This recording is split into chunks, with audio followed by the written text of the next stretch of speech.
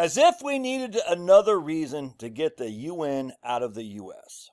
All right, now, many of us have been advocating this for decades. I wonder what Bill Buckley thought about the UN and the US. My inclination, I bet he was cool with the UN. I don't know that for sure. But many of us on the American right were like, dude, like the Pat Buchanan right? No. But here we are still. The UN, I don't understand it.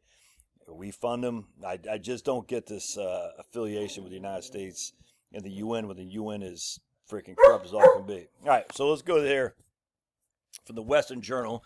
And as a Western bias, I'm biased towards a Western philosophy of life, i.e. private property in particularly. Big fan of the Western Journal. All right. The UN is about to impose a de facto tax on Americans. According to the Wall Street Journal, which I don't subscribe anymore, so I can't read the article, the UN stands to impose what accounts to be a global tax on carbon emissions. Despite lacking both sovereign authority and enforcement power, the UN's London-based International Maritime Organization could attempt to saddle ships with taxes ranging from $100 to $380 per metric ton of carbon dioxide that exceeds a certain emissions level. Meanwhile, the Trumpster, i.e. the GOAT, has threatened sanctions against countries who UN bureaucrats vote for such nonsense. Can we just say, get the UN out of it? Say, we're just not part of the UN anymore. I don't understand why it's so hard. What does the UN have on us, man? It's weird. It's like they got some on us. We just can't. No. Just say, no, UN sucks. We're not part of it anymore. Shockingly, the Wall Street Journal called this the first instance we can find of the UN claiming the ability to levy a tax, the revenues from which will be paid directly into a UN-controlled fund. Which, of course, the International Maritime Organization would both establish and manage. So the International Maritime Organization would tax you, take the tax, and do whatever they want with it to fund their bureaucracies and all these idiots. It's like Brussels and the UN, the worst groups there are. Get the UN, the H, out of the U.S. It's an evil Satanist entity. Why do we allow that? Whoa, what the hell was that? That was weird. Anyways, keep going. Needless to say, a power grab of this nature awakens American patriots to the perils that beset our ancestors. I don't know about that, man. But check this out, my man DeSantis. DeSantis is showing, I tell you, man, DeSantis is freaking stepping up big time. I know many of us Trumpsters are like, I like DeSantis. In 2020, I was a huge DeSantis fan. I was not liking Trump. I like Brian Kemp.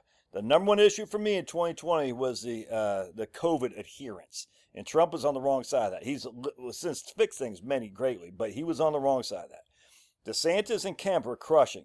They were crushing all takers. Now, DeSantis, a lot of right-wingers like, DeSantis is a Zionist. That's just so embarrassing. I just like, can we just stop? It's like the Israel First writers, right-wingers, and the Israel First anti-Israel right-wingers. It's like, it's just, oh my, we got both these groups are Israeli first. The Ben Shapiros are Israeli first. The anti-Ben Shapiros are Israeli first. It's just in a different way. It's just so embarrassing. I'm like, I'm American first. Israel, I don't care. Let's keep going here. But DeSantis, so anyway, they're all trying to say, DeSantis is, blah, blah, blah. He's, bows down to Israel. And there's some legitimacy of that, but it just is so small potatoes in the overall scheme of things. Let's see. The governor told the historical truth that every American should understand. Being taxed by the UN would be far more offensive than the taxes imposed by the Great Britain against American colonies some 250 years ago. Those taxes sparked the American Revolution. Yep, the governor spoke for Americans who resent haughty international bureaucrats. Right here. Yeah, 100%, man. The UN should be defunded, not seeded with new tax revenue. 100%, man. And there it is. The United Nations is about to tax you from the Wall Street Journal. DeSantis had it right. Yep. Let's see here. Take the 1765 Stamp Act, which taxed printed materials such as newspapers, almanacs, and college diplomas. In their defense, British officials could reasonably claim that the tax would weigh heaviest on the literate and well-to-do Americans. Nonetheless, the manliest members of that manly revolutionary generation denied the parliamental authority to levy such taxes in the first place. A young John Adams even accused the British of targeting printed materials so as to deprive the colonists of knowledge. That's a great, you're going to tax the, what do we do? If we want to kill something, we tax it. If we want something to grow, we subsidize it. That's what Reagan said, 100%. Let's see. Whatever British officials' motives might have been, they simply could not collect the taxes. By November 1st, 1765, violence or threat thereof, including tarring and feathering, had driven nearly all stamp distributors from office. Thus, it boggles the mind that anyone at the UN, which has not exactly ingratiated itself with Trump or the right or American people, would concede an international organization's pretended authority to tax without our consent. 100%, dude. Who wrote this? That's freaking great writing.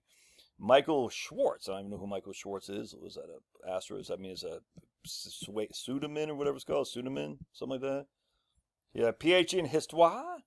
All right, gotcha. He loves dogs, baseball, and freedom. All right. He has rediscovered his faith in midlife. Is eager to continue learning about it from his Christian thinkers. Great. All right. So Michael Schwartz. Yeah, good stuff there, big man. So anyway, the UN is about to tax the Americans. Now, screw that. Get the U.S. out of the UN out of the U.S. and tell them to go pound sand. All right. God bless. Love your thoughts.